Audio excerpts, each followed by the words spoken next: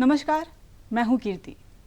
परिवार कल्याण पखवाड़ा कार्यक्रम को लेकर हमारी सरकार लोगों को समय समय पर जागरूक करने के लिए कई तरह के कार्यक्रमों का आयोजन करती है ताकि जनता जो है वो इस विषय को लेकर जागरूक हो सके। आज हम भी इसी विषय पर चर्चा करेंगे और इस चर्चा में हमारे साथ हैं स्वास्थ्य चिकित्सा शिक्षा एवं परिवार कल्याण विभाग के अपर मुख्य सचिव अरुण कुमार सिंह जी। सर, आपका बहुत बहुत स्वागत है हमारे इस खास कार्यक्रम में। सर, मेरा पहला सवाल यही है कि आखिर परिवार कल्याण पखवाड़ा है क्या? देखिए, परिवार कल्याण पखवाड़ा एक ऐसा आयोजन है जिसमें हमें हमारे नागरिकों को इस संबंध में अवगत कराना है कि कैसे हम अपने परिवार को नियोजित रखकर अपना सामाजिक आर्थिक विकास कर सकते हैं, अपने परिवार को बेहतर शिक्षा दे सकते हैं, उनके स्वास्थ्य को बेहतर रख सकते हैं और परिवार में अधिक खुशी हम ला सकते हैं। तो परिवार कल्याण पखवाड़ा इसमें एम्फेसाइज करने के लिए है, तो इसमें लोगों को जागरूक किया जाता है। परिवार कल्याण नियोजन को लेकर झारखंड की क्या स्थिति है और आप भारत देश में झारखंड को कहाँ देखते हैं? परिवार कल्याण नियोजन को लेकर के झारखंड की स्थिति अच्छी नहीं है जी। हमारी जनसंख्या की दर राष्ट्रीय वो 2 है और झारखंड की 2.3 है। तात्पर्य यह है कि हर 1000 में हर साल 2 लोग यदि भारतवर्ष में ऐड होते हैं तो झारखंड में 2.3 लोग ऐड होते हैं जी। तो ये एक ऐसा है कि हमें इसे कम करने की ज़रूरत है, ताकि जनसंख्या पर जब तक नियंत्रण नहीं होगा तो उसके जो इम्प्लीकेशंस हैं पूरे हमारी सोसाइटी पर, हमारे विकास पर, वो बहुत ही इम्प्लीकेशन, जो भी विकास होता है उसको नलीफाई कर देते हैं। तो इसलिए बहुत आवश्यक है कि हम अपनी जनसंख्या को नियंत्रित करें और परिवार कल्याण की दिशा में हम सुदृढ़ कार्रवाई करें। सर, हमारी भारत सरकार और झारखंड सरकार समय समय पर कई तरह के कार्यक्रमों का आयोजन करती है ताकि हमारी जनता जागरूक हो सके। मैं चाहूंगी कि आप हमारे दर्शकों को इन कार्यक्रमों के बारे में विस्तार से बताएं। देखिए, भारत सरकार के साथ मिलकर राज्य सरकार जी राष्ट्रीय स्वास्थ्य मिशन जी का संचालन कर रही है। राष्ट्रीय स्वास्थ्य मिशन बेसिकली बहुत सारे इसके डायमेंशंस हैं, जिसमें परिवार कल्याण भी एक बहुत ही महत्वपूर्ण डायमेंशन है। इसमें 60-40 की भागीदारी है केंद्र और राज्य की। तो इसके अंतर्गत है कि हम कैसे अपने राज्य के नागरिकों को उनको उत्प्रेरित करें कि वे लेट मैरिज करें। अगर मैरिज होती है तो मैरिज में जो संतान की उत्पत्ति है वो कैसे लेट हो। जो सामाजिक कारक हैं जो प्रेशराइज करते हैं एक दंपति पर कि वे आप बच्चा जल्दी करें, उसके लिए सास बहू सम्मेलन है। उसके बाद जो हमारी गर्भवती माताएं हैं, कैसे और बच्चा जल्दी नहीं हो, उसको कैसे डिस्टेंसिंग करें बच्चों के बीच में, उसके लिए व्यवस्थाएं हैं। कंपेंसेशन की स्कीम है, जो लोग वैसेक्टॉमी कराते हैं उन्हें 3000 रुपये मिलते हैं जी। और ट्यूबेक्टॉमी कराते हैं अगर डिलीवरी के 7 दिनों के अंदर तो 3000 मिलते हैं, और डिलीवरी के 6 हफ्ते के उपरांत कराते हैं, क्योंकि 1 हफ्ते और 6 हफ्ते के बीच में फिर आपको नहीं कराना है ट्यूबेक्टॉमी, तो उसके बाद करेंगे तो उनको फिर 2000 मिलेंगे। इसके अलावा डिस्ट्रीब्यूशन है, इंट्रायूट्रिन कॉन्ट्रासेप्टिव डिवाइसेस का डिस्ट्रीब्यूशन है, प्रचार प्रसार है, कैसे हम सेवाएं उनको दे सकें। हम हफ्ते में हमारे जो कम्युनिटी हेल्थ सेंटर्स हैं, प्राइमरी हेल्थ सेंटर्स हैं, डिस्ट्रिक्ट हॉस्पिटल हैं, उनमें डेज़ फिक्स्ड हैं जहां पर हम उन्हें ये सुविधाएं देते हैं। यदि वह सुविधा वहां उपलब्ध नहीं है तो उनको ड्रॉप बैक स्कीम हमारी है। ड्रॉप बैक स्कीम के अंतर्गत उनको इस व्यवस्था, इस सुविधा के उपरांत वापस हम ड्रॉप करते हैं। तो मिशन परिवार विकास कैंपेन हम चला रहे हैं, जो साल में 2 बार हम लोग संचालित करते हैं, 11 अप्रैल से 10 मई और 11 जनवरी से 31 मार्च। इसके अलावा वर्ल्ड पॉपुलेशन डे कैंपेन हम लोग संचालित करते हैं 27 जून से 10 अगस्त जी। और इसके बाद हम वैसेक्टॉमी कैंपेन भी चलाते हैं बड़े पैमाने पर, जो अभी जल्दी ही 7 नवंबर से चलेगा 10 दिसंबर तक। तो इसमें एक एम्फेसाइज करते हैं कि कैसे परिवार को हम नियंत्रित रखें, उसकी संख्या को नियोजित करें ताकि बेहतर जीवन स्तर हम दे सकें। सर, ग्रामीण क्षेत्रों में आज भी स्थितियां उतनी अच्छी नहीं हैं और जागरूकता के मामले में भी ग्रामीण क्षेत्र के लोग आज भी पीछे हैं। उन्हें जागरूक करना एक चुनौती है आप लोगों के लिए। राज्य की लगभग 76% आबादी जी वो ग्रामीण क्षेत्रों में ही है। तो आपने बिल्कुल सही कहा जी कि ग्रामीण क्षेत्रों की जनता को ही हमें ज़्यादा एम्फेसाइज करना है, उन्हें ज़्यादा एजुकेट करना है परिवार नियोजन के संबंध में। और ग्रामीण क्षेत्रों में ही अधिक जनसंख्या के फलस्वरूप जो प्रेशर हो गया है ज़मीन पर, जी जी बड़े परिवार होने से बंटवारा हो जाता है, ज़मीनों का बंटवारा हो जाता है, जो प्रोडक्टिविटी है एग्रीकल्चरल प्रोडक्टिविटी वह प्रभावित होती है। छोटे छोटे जो उनके भूखंड हो जाते हैं उसमें आप बड़े इक्विपमेंट्स का इस्तेमाल नहीं कर सकते हैं, तो उसमें ज़मीन बंटने में फिर मेड़ करने में उसमें भी ज़मीन का लॉस होता है। जी उसके अलावा और भी बहुत सारे उसके इम्प्लीकेशंस हैं परिवार पर, उनकी हेल्थ पर इम्प्लीकेशन है। जो माता है, अगर बच्चे लगातार जन्म ले रहे हैं तो माता के स्वास्थ्य पर भी बहुत प्रभाव पड़ता है। तो ये बहुत आवश्यक है कि हम ग्रामीण क्षेत्र के हमारे जो भाई बहन हैं उन भाई बहनों को हम उत्प्रेरित करें कि वे परिवार नियोजन को अपनाएं। इसके लिए बहुत सारे कार्यक्रम, जैसे मैंने कहा सास बहू सम्मेलन, क्योंकि सास का बड़ा इंपॉर्टेंट रोल है परिवार में। जी तो कैसे सास को हम उनको जागरूक करें कि वे प्रेशराइज नहीं करें जल्दी बच्चे के लिए, जी और कैसे हम प्रेरित करें हमारे नए दंपति को कि आप डिलेड अगर बच्चा होता है तो उसको कैसे हम उसको ऑनर करें।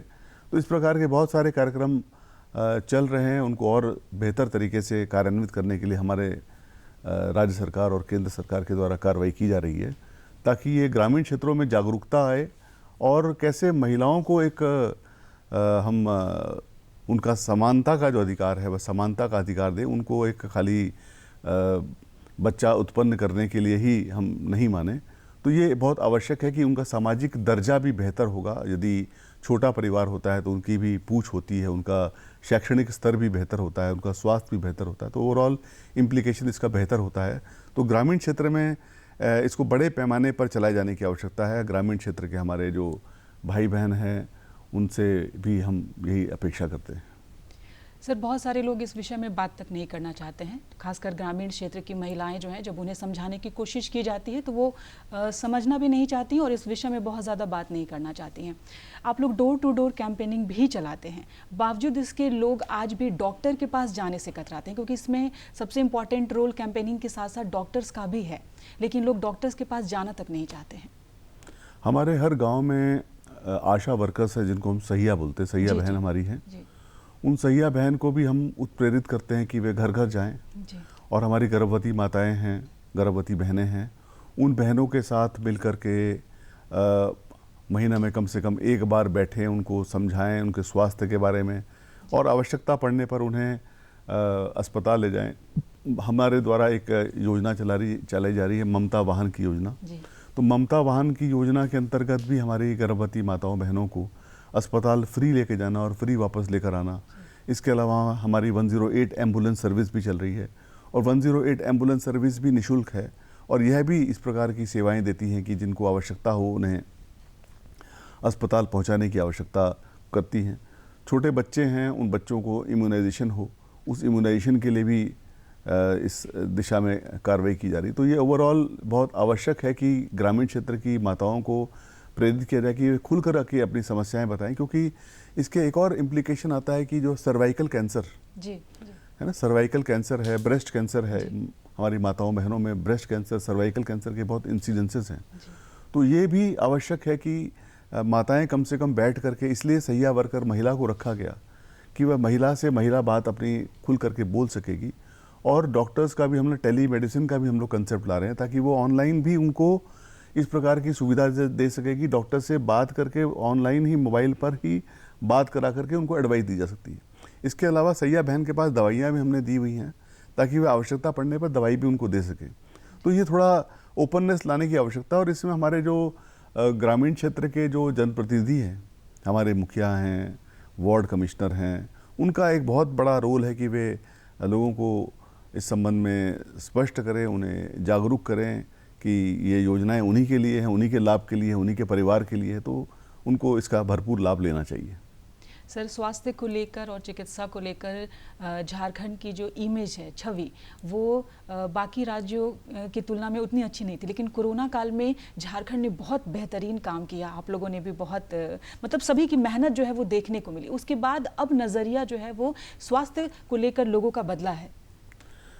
बिल्कुल बदला है। और देश में झारखंड ने जो कोविड के दौरान फैमिली प्लानिंग में जो काम किया, उसके लिए देश में नंबर 1 हमें अवार्ड दिया गया जी।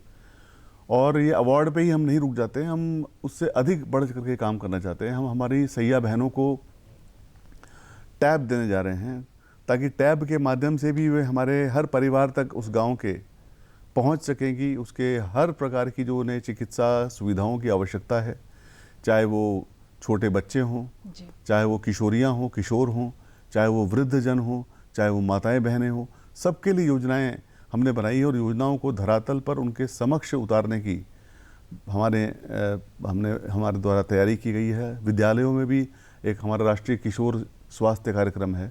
उस किशोर स्वास्थ्य कार्यक्रम के तहत हम जितने बच्चे स्कूल जाते हैं, उन सब बच्चों के स्वास्थ्य की जांच, उनकी आंखों की जांच, उनके कान की जांच, उनके स्किन की जांच, उनका हर प्रकार की जांच उनकी हम कर रहे हैं। आंखों की जांच करके चश्मा जिसको आवश्यकता होगी उसको चश्मा देंगे, दवाइयों की आवश्यकता होगी दवाई देंगे। एनीमिया मुक्त भारत के अंतर्गत जो गोलियां हैं, वो गोलियां उनको प्रदान की जा रही हैं। अगर कृमि एक योजना चलती है हमारी, कृमि कीटनाशक जो अंदर पेट में कीड़े हो जाते हैं, उसके लिए एल्बेंडाजोल की दवाई तो विद्यालयों के माध्यम से हैं। हमारी किशोर बहनें हैं जो विद्यालय में पढ़ती हैं, उनके लिए सैनिटरी नैपकिन्स का भी हमने बड़ी योजना सैंक्शन करी है। तो बड़े पैमाने पर कार्यक्रम चल रहे हैं और कार्यक्रम को एक्चुअल रूप में धरातल पर उतारने के लिए कर रहे हैं। और हम 104 हमारी जो सर्विस है, जिसमें अगर किसी भी हमारे ग्रामीण क्षेत्र में हो चाहे शहरी क्षेत्र में किसी भी नागरिक को कोई भी आवश्यकता है स्वास्थ्य की, तो 104 डायल करे खाली। और 104 सदैव 24/7 24 घंटे 7 दिन 104 रेडी है। और 104 को हम एक्सपेंड कर रहे हैं। हम अब फ़ोन करेंगे, लोगों को फ़ोन करके खुद उनसे पूछेंगे, चाहे वो अस्पताल में हो, चाहे वो ग्रामीण क्षेत्र में हो, जितने स्टेक होल्डर्स हैं उनका पूरा एक हमने SOP बनाया है, ताकि हर व्यक्ति से पूछ करके कि कहीं पर क्या समस्या है, उस समस्या को आइडेंटिफाई करके और उस समस्या का निदान करना, इस दिशा में हम लोग कार्रवाई कर रहे हैं, जो देश में अभी कहीं इस तरह से नहीं हुआ है।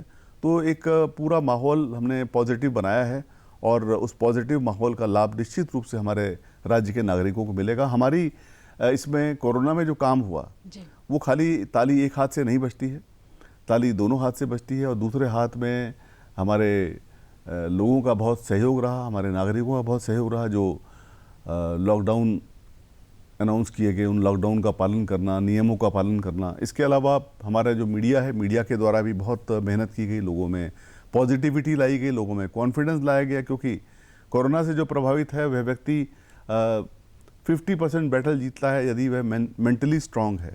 तो मेंटली स्ट्रांग बनाने की दिशा में मीडिया का बहुत बड़ा रोल रहा। हमने भी भरपूर प्रयास किए, हमारे पदाधिकारियों ने भरपूर प्रयास किए।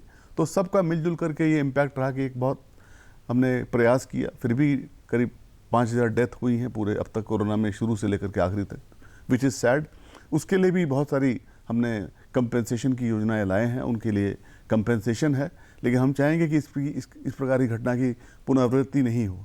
जी सर, टेक्नोलॉजी के मामले में भी हमारा देश जो है वह दिन प्रतिदिन तरक्की कर रहा है, लेकिन झारखंड में जो सरकारी अस्पताल हैं वो टेक्निकली अब कितने हाई हो रहे हैं? झारखंड के अस्पताल टेक्निकली हाई होने की दिशा में बढ़ रहे हैं जी। हमारे सदर अस्पताल, उनको हम इक्विप कर रहे हैं CT स्कैन से, MRI से, एक्सरे से, ताकि हमारे नागरिकों को बाहर नहीं जाना पड़े, उनका आउट ऑफ पॉकेट एक्सपेंडिचर कम से कम हो। हमारे CHC और PHC है ना, प्राइमरी हेल्थ सेंटर और कम्युनिटी हेल्थ सेंटर, यहाँ भी डायग्नोस्टिक की सुविधाएं दे रहे हैं। हेल्थ एंड वेलनेस सेंटर्स, उनको सुदृढ़ किया जा रहा है ताकि लोगों में एक जीवन शैली को बेहतर बना सके। क्योंकि आज के समय जो एक बहुत ही बिजी शेड्यूल हो गया है, लोग अपने स्वास्थ्य के बारे में नहीं सोच सकते हैं, अपने खाने के बारे में नहीं सोच पाते हैं, अपने रहने के बारे में, सोने के बारे में, मिलने के बारे में, घूमने के बारे में। तो ये सब बहुत आवश्यक है कि खुद के बारे में सोचें, अपने परिवार के बारे में सोचें, क्योंकि यदि खुद स्वस्थ रहेंगे तभी उनका परिवार भी स्वस्थ रहेगा। वह ज़्यादा कंट्रीब्यूट कर सकते हैं अपने परिवार की खुशहाली में, अपने राज्य की खुशहाली में, अपने देश की खुशहाली में। सर, शुरू से लोगों की एक मान्यता है कि अगर वो किसी भी बीमारी को लेकर या फिर परिवार नियोजन या उससे संबंधित कुछ बीमारियों को भी लेकर अगर सरकारी अस्पताल में जाते हैं तो उन्हें लंबी लंबी लाइनों में लगना पड़ता है। तो मेरा सवाल ये है कि अब उन लाइनों को कम करने के लिए सरकार क्या कर रही है ताकि जो प्रोसेस है वो बहुत ही आसान हो जाए, लोग आसानी से अपना इलाज करा सकें? लाइनों को कम करने के लिए ज़रूरी है कि हम डिसेंट्रलाइज करें जी। जैसे मैंने बताया कि पीएचसी है जी। उसको सुदृढ़ करना है ताकि जो बीमारी पीएचसी लेवल पर ही जिसका समाधान हो जाए उसको फिर ऊपर नहीं जाना पड़े। और पीएचसी हर 2 पंचायत पर पीएचसी है जी। तो पीएचसी में ही हो जाए। अगर पीएचसी पर समाधान नहीं है तो सीएचसी चला जाए, कम्युनिटी हेल्थ सेंटर। तो और उस वहाँ समाधान नहीं है तो डिस्ट्रिक्ट हॉस्पिटल चला जाए। तो इस प्रकार से एक तो डिसेंट्रलाइज करना, दूसरा टेलीमेडिसिन के माध्यम से घर बैठे डॉक्टर की ही सेवाएं प्रदान करना। डॉक्टर साहब स्पेशलिस्ट डॉक्टर्स बैठे हैं और उनको ऑनलाइन उनसे लिंक करके और उनको 1 to 1 बात करके एसेस कर लिया और यदि आवश्यकता पड़े तो डॉक्टर साहब के साथ वो आमने सामने बैठ करके उनकी जांच कर सकते हैं। इसके अलावा हम व्यवस्था ला रहे हैं ताकि लोगों को लंबी लाइन में नहीं लगना पड़े। उसके लिए बेहतर जो भी वेटिंग पीरियड है वो कम से कम हो और जो वेटिंग पीरियड भी उनका सुखद हो, तो बैठने की व्यवस्था रहे, वहाँ पे पीने की पानी की व्यवस्था रहे, शौचालय की व्यवस्था रहे, एक अच्छा माहौल रहे। तो इस दिशा में लगातार हम प्रयास करें। डॉक्टर्स की संख्या भी एक बहुत बड़ा इशू है, तो डॉक्टर्स का रिक्रूटमेंट कैसे हम बढ़ा सकते हैं, कैसे डॉक्टर्स को बढ़ा सकते हैं। अभी सरकार ने निर्णय लिया कि पहले डॉक्टर्स की रिटायरमेंट 65 साल में हो जाती थी। अब निर्णय लिया सरकार ने कि अब रिटायरमेंट अब 67 ईयर्स में होगी, सो दैट बिकॉज डॉक्टर्स का जो अभी बैचेस हैं वो आने में कम थे। अभी हमने भारत सरकार से, नेशनल मेडिकल कमीशन से बात करके हमारे जो 3 मेडिकल कॉलेजेस हैं, हज़ारीबाग, पलामू और दुमका, वहाँ पे एडमिशन नहीं हो रहा था। तो लास्ट ईयर फिर हमने प्रयास किया, वहाँ पे फैकल्टी मोबिलाइज की ताकि वहाँ पे 100 बच्चों का एडमिशन इस पिछले साल हुआ, इस वर्ष भी होगा। तो इस प्रकार से जब डॉक्टर्स बनेंगे तो डॉक्टर्स उपलब्ध होंगे, डॉक्टर्स उपलब्ध होंगे तो बेहतर सेवाएं उपलब्ध होंगी, बेहतर सेवाएं उपलब्ध होंगी तो बेहतर स्वास्थ्य होगा। तो इस दिशा में लगातार सब लोगों के सहयोग की आवश्यकता है और इस प्रकार से हम लोग सुनियोजित तरीके से इसको कार्यान्वित करने में लगे। सर, मैं चाहूँगी कि परिवार कल्याण पखवाड़ा या इस विषय को लेकर आप संक्षिप्त शब्दों में 2 लाइन बस हमारे दर्शकों से एक अपील कर दें इस मंच से। मेरी अपील हमारे राज्य के सभी नागरिकों से यह है कि एक तो महिलाओं को सम्मान दें, बच्चों की शादी में जल्दबाजी ना करें, बच्चों को बड़ा होने दें, लड़कियों को बड़ा होने दें। अगर उसकी उम्र अधिक होगी, 18 वर्ष से अधिक होगी, तो निश्चित रूप से वो मेंटली, फिज़िकली स्ट्रांग रहेगी। और शादी होने के बाद भी उनको प्रेशराइज नहीं करें बच्चे के लिए। और बच्चे के उपरांत कॉन्ट्रासेप्टिव डिवाइसेस का इस्तेमाल करें, अपने परिवार को नियोजित करें, परिवार को नियंत्रित रखें। निश्चित रूप से आपका परिवार एक खुशहाल परिवार होगा, एक स्वस्थ परिवार होगा, एक शिक्षित परिवार होगा। हमारी आपसे यही अपेक्षा है और हम आपकी सेवा में सदैव तत्पर हैं। सर, बहुत बहुत धन्यवाद आपका इस कार्यक्रम में आने के लिए और इन सभी विषयों पर बहुत ही अच्छी जानकारी देने के लिए। तो अगर आप भी अपने परिवार की खुशहाली चाहते हैं तो सरकार जितनी भी योजनाएं चला रही हैं उन योजनाओं का लाभ आप अवश्य लें। तो इस कार्यक्रम में इतना ही, हमें दीजिए इजाज़त। नमस्कार। नमस्ते।